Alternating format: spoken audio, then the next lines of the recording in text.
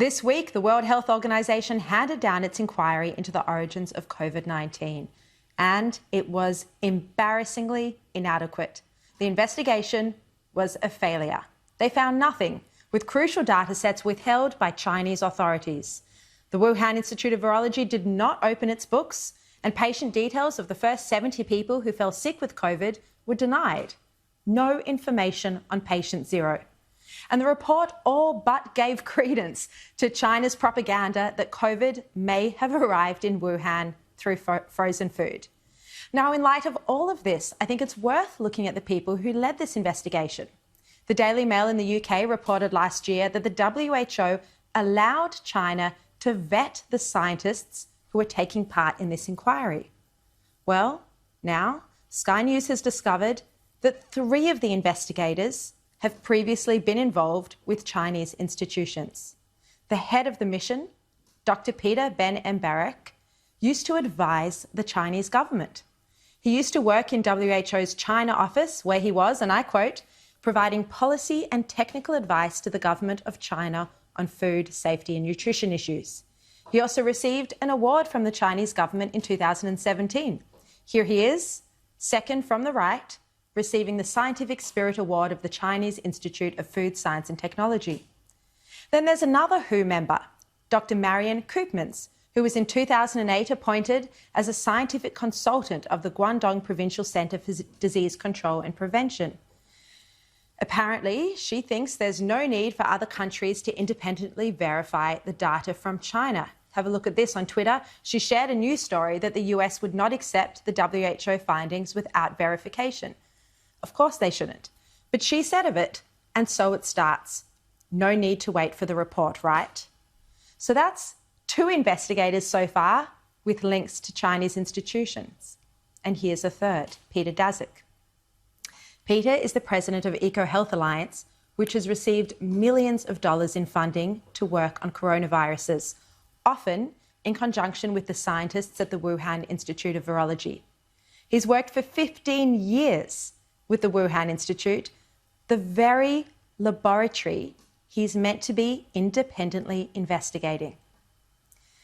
Now, this tweet of his from 2018 talks about his work with Shizheng Li and Linfe Wang from the Wuhan Institute and says they've together sampled 5,370 bats. 5,370. And to remind you just how risky some of the research is that the Wuhan Institute of Virology was doing, let's pull up that quote from the bat coronavirus study that Ralph Barrick, and he's from the University of California, that he did with Shizheng Li. This was published in Nature Medicine in 2015. And their study acknowledged that the gain-of-function work they were doing could actually create more deadly viruses. The statement said, "We stand together to strongly condemn..." Oh, sorry, that is the wrong graphic there. Hopefully we'll pull up the right one in a moment. We don't have that right now, so I'm going to read you the quote. It said, "The potential to prepare for and mitigate future outbreaks must be weighed against the risk of creating more dangerous pathogens. In developing policies moving forward, it is important to consider the value of the data generated by these studies and whether these types of chimeric viruses studies warrant further investigation versus the inherent risks involved." So to be clear, the Wuhan Institute of Virology was genetically manipulating bat coronaviruses to make them even more dangerous and to create new deadly versions of these viruses. In the wake of the COVID-19 outbreak, the US suspended funding to the Wuhan Institute of Virology, which affected Daszak's group's EcoHealth Alliance. And the US also demanded that EcoHealth arrange an inspection of the Wuhan Institute of Virology by US federal officials.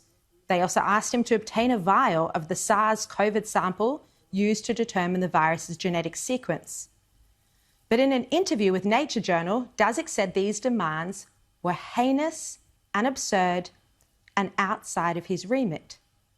Surely there's, at the very least, a perceived conflict of interest to be part of a team investigating whether there was a laboratory leak when you've personally worked with the very people under investigation for 15 years. The fact is, it seems Peter didn't need any investigation into the coronavirus and its origins because he knew from the start that this virus was from animals and had a natural origin, and it was a conspiracy to say it may have leaked from a lab. Before any investigation had taken place, before any facts were known. Now, the reason we know this is what he thought is because he drafted a letter that's contained in 466 pages of the email correspondence that's been released under FOI by the Right to Know group in the US. And I'm going to speak to the head of that group, Gary Ruskin, in just a moment. And that letter, in that letter that he drafted, he did the first draft of it, Peter Daszak said that it was a conspiracy theory to suggest that COVID-19 does not have a natural origin. And that was the graphic I was trying to show you a minute ago. So hopefully we can pull that up right now.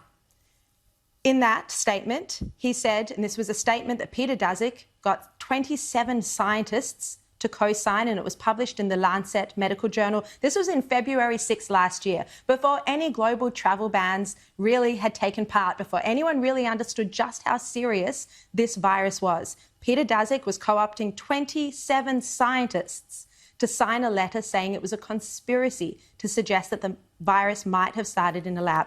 Here's what that letter said. We have to stand together to strongly condemn conspiracy theories suggesting that COVID-19 does not have a natural origin.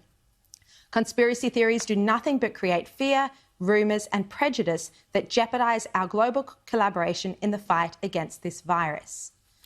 So the man who the WHO sent in to independently investigate how the virus started had already made up his mind on all of this in February last year, February 6, to be precise. And that's not to mention the fact that EcoHealth Alliance, where he's the president, has received millions of dollars in funding to work with bat coronaviruses, often genetically manipulating them. 15 years, as I said already, with the Wuhan Institute of Virology. Now, we only have the information that Peter Daszak was the one who drafted this statement because of the FOI that's been obtained by the Right to Know group in the US, 400 pages of it. But now EcoHealth Alliance is putting a block on releasing any more information, any of their correspondence with the Wuhan Institute of Virology. And so the head of the Right to Know group, Gary Ruskin, has launched lawsuits. He's suing them, trying to get hold of this information, their correspondence with the Wuhan scientists.